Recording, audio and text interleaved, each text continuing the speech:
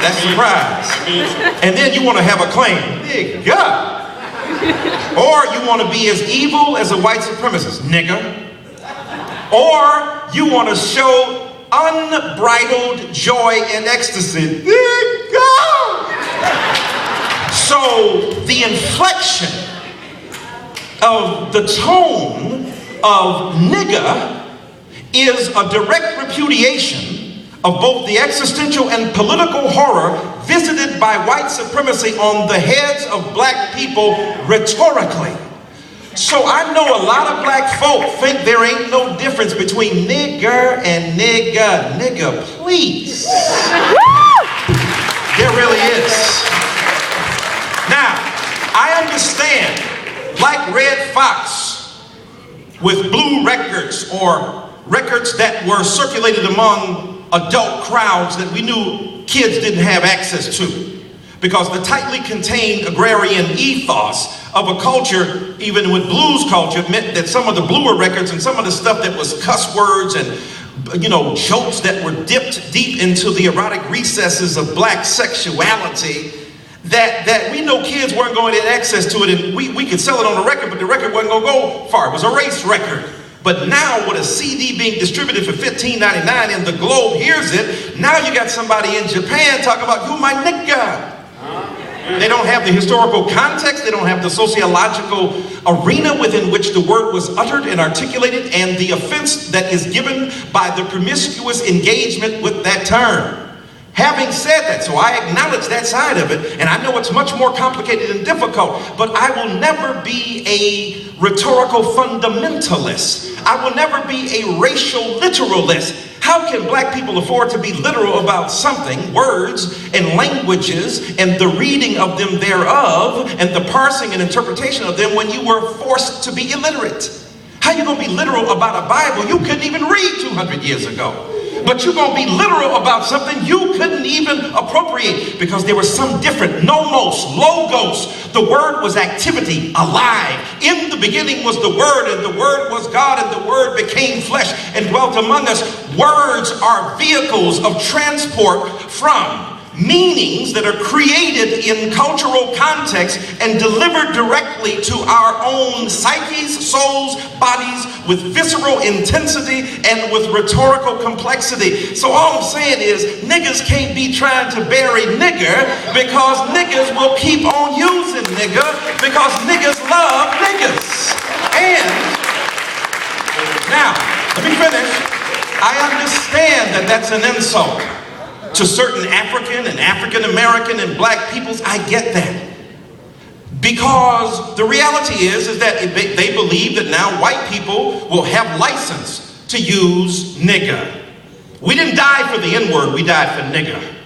When white people murdered us or lynched us and castrated us, they didn't say you N-word, they said nigga. So I ain't for taking nigga out of Mark Twain. I want to do something more difficult. Explain to young white kids that your mama, grandmama, great-grandmama, and great-great-daddy and them did some stuff that was horrible, evil, that manifests the most incredible dehumanization of one human being to another. That's harder than taking the nigger out of Mark Twain, because you can take the nigger out of Mark Twain's book, but you can't take niggers out of his consciousness and his imagination. So, I don't want to remove or extricate niggas from there because nigga is sensuous, is internal, is intimate, is when I see you and you me and we exchange some kind of reciprocity of cultural intimacy and that ain't nigger. The NAACP had a real problem. How do we stop the promiscuous use of this word? And Don Imus, don't blame Don Imus's nigger or nappy-headed hoes, because he thought hoes were nappy-headed before hip-hop was even born. And he didn't understand what nappy, first all the women he looked at, most of them didn't even have nappy hair. They had straightened hair. So the distorted lens through which Don Imus viewed the world had been informed by a racism that distorted his optic nerve. He needs an ophthalmologist, right? And a psychological ophthalmologist is that the optics of psychology. This is why philosophy is rooted in so much of seeing, Descartes, Cartesian epistemology, rests upon the mind as a glassy essence. So what I'm saying to you is this. I ain't trying to engage in highfalutin discourse just to try to make up for using nigga. Nigga, I don't need no excuse. Because I unapologetically am promiscuously engaging in the word usage because it suggests intimacy, and I never want people to forget that I know behind my back you calling me a nigga. I'm not gonna let you have the privilege of deciding what kind of nigga I am. Now, I understand that we must inform, and I'm almost done. We must inform people by telling them the social, political, moral, psychological, economic, and cultural consequences of the use of the word nigga. I'm not comfortable when black folk around a whole bunch of white folk and nigga what? And they're acting like they don't understand. I mean, have some sense of nigga etiquette. Understand, right?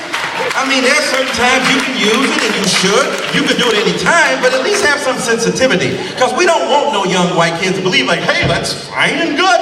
I heard him say nigger, I'll say it too. We didn't say nigger, we said nigga. But you can't teach them the difference between ER. What did Jay-Z say? Shoot you niggas straight through the ER.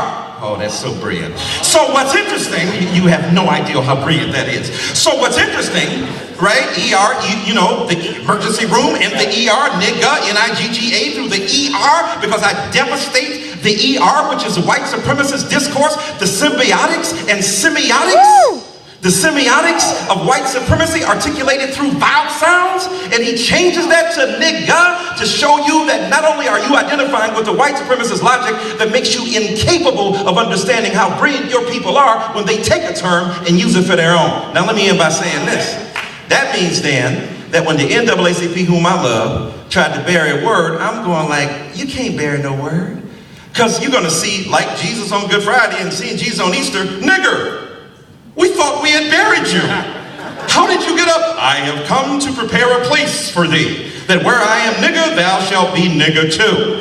You can't bury a life force mediated through a word whose significance never rested literally upon the expression of the term. It always signified something, even when white supremacist logic beyond the word itself. That's why the beauty, the intimacy, the love, the simpatico, the gregariousness, the camaraderie, the brotherhood, or sometimes sisterhood that is signified in that term is so specific and rooted to black culture that I'm fearful that the attempt to extricate it is to erase the history of engagement rhetorically and linguistically of black people with one another, and as complicated and as muddled and as paradoxical as it is, I would rather keep nigga and then use it in a context where we began to explain and engage dominant white society and other non-black cultures around it than surrender the intimacy of our affection or terms in the absence of the use of that word. So I think that I understand why black people say that the term should be gotten rid of altogether. I think David Duke saying nigger is not the same as Talib Kweli and a lot of other so-called conscious rappers who use the word nigga. And I'll end by saying Martin Luther King Jr. This is the third inning. This is the third inning. I'm a Baptist preacher, Doc. You know, I gotta come with it. I'm gonna pass the hat for collection here in a second. Martin Luther King Jr., the night before he was murdered, in a hotel room, when Andrew Young and others, Andrew Young had been out all day. This is before, as Mr. Fresh said, cell phones. This is before faxes. Reverend Al talking about it. Martin Luther King Jr. didn't know that his main lieutenant was doing some stuff in the courts trying to stop an injunction that would keep them from marching in Memphis, where he met his murder. So when Andrew Young comes back to the hotel, King grabs a pillow playfully and says, "Little nigga, where you been?" Now, if Martin Luther King Jr., now he didn't broadcast it, let's not get it twisted. King didn't get out on the microphone. Now these niggas are driving me crazy. But he did use it intimately in his own space. Hip-hop disagrees with civil rights about the function and utility of privacy versus publicity. and what things are kept behind and what things are told. I understand that. There can be legitimate argument, but there cannot be argument about Martin Luther King Jr., the greatest freedom fighter, some would argue, in the 20th century,